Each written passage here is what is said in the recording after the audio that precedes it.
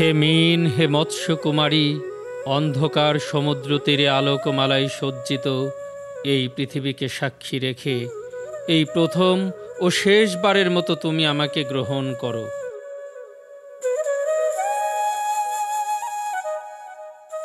দুদিন আগে মারা গেছেন সাহিত্য এবং রাজনৈতিক আন্দোলনের কবি অসীম সাহা, যিনি ভালোবাসতেন তারুণ্য, যার গানে প্রতিধ্বনিত হয়েছে অগ্নিপুরুষের বাণী। এত শৈল্পিক ও নিয়মতান্ত্রিক ছন্দে সমসাময়িক কবিতা লেখার প্রাচুর্য এই সময়ে অন্য কারো নেই বললেই চলে।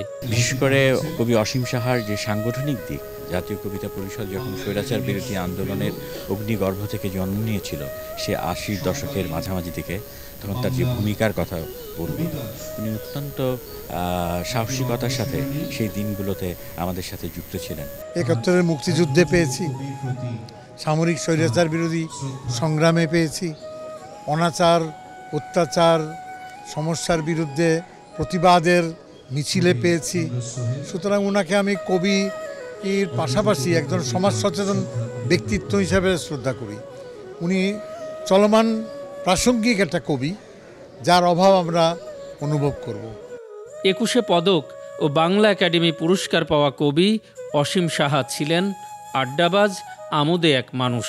চারপাশে যে আঁধার ক্রমশ দীর্ঘতর হচ্ছে তা সবার জন্য কতটা ভয়াবহতা ডেকে আনবে তা বহুভাবেই তিনি ব্যাখ্যা করেছেন কবিতা আর প্রবন্ধে।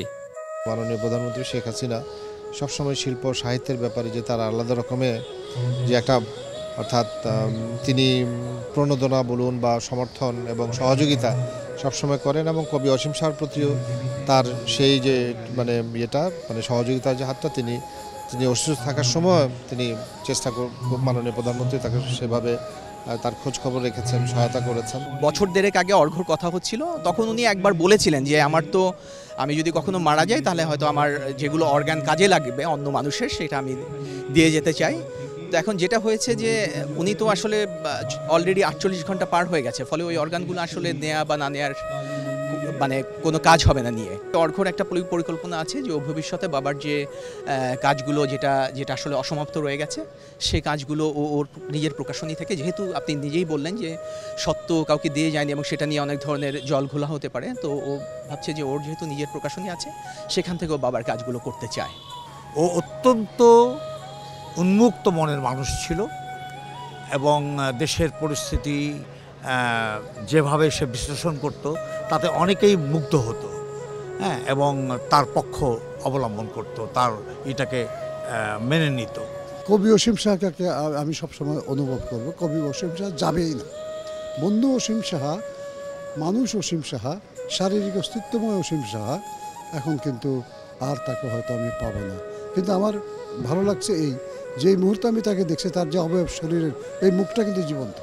সর্বোপরি তাঁর লেখায় স্পষ্টতর হয়েছে বাস্তবতার অভিঘাত। স্থায়ী কোনো ঘরবাড়ি ছিল না অসীম সাহার। কবিতায় নিজেকে উদ্বাস্তু মনে করতেন। এবার তিনি পৃথিবী থেকেই চিরবিদায় নিলেন। আমার তুলনায় বয়সে 4 বছরের ছোট, কিন্তু মেধা ও মননের দিক থেকে সে আমার চিত্তে অগ্রসর ছিল। আমি অনেক সময় কোনো বানান বা কোনো গ্রামাটিক্যাল মিস্টেক সম্মুখীন হয়েছি, তখন তার সাহায্য নিয়েছি।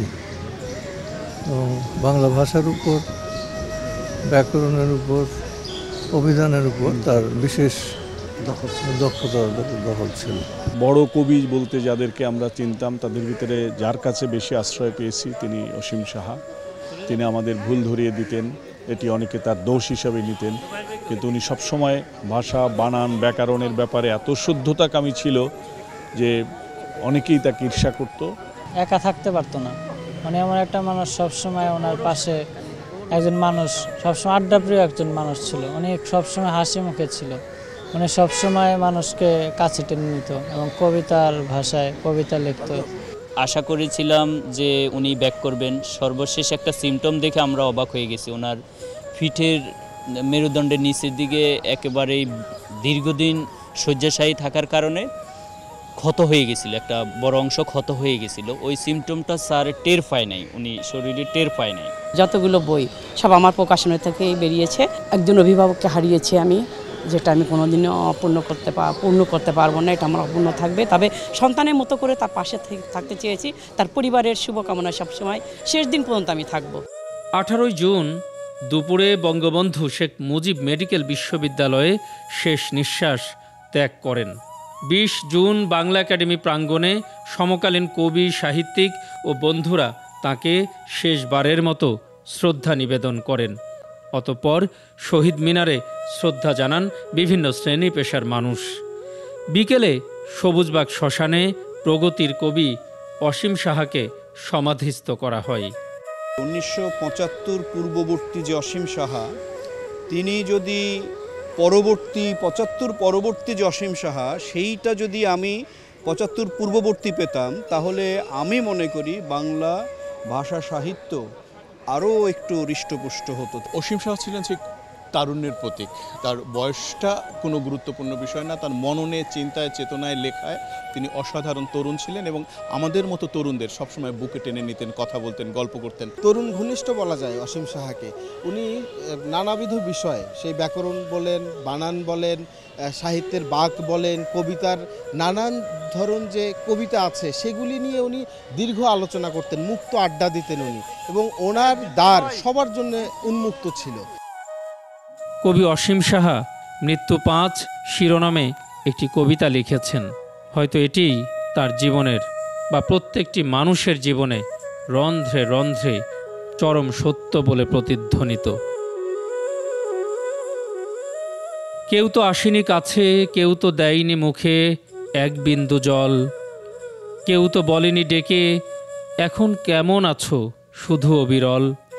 চোখ বেয়ে নেমে গেছে ফোঁটা ফোঁটা অশ্রুকণা, আর চোখে ঘুম। শূন্য থেকে নেমে এসে আমাকে দিয়েছে শাস্তি, দিয়েছে হুকুম। আর কটা দিন থাকো, তারপর আমি এসে নিয়ে যাব যেখানে নেবার। এখনো হয়নি কিছু, শুধু কিছু বাকি আছে সাক্ষ্য দেবার।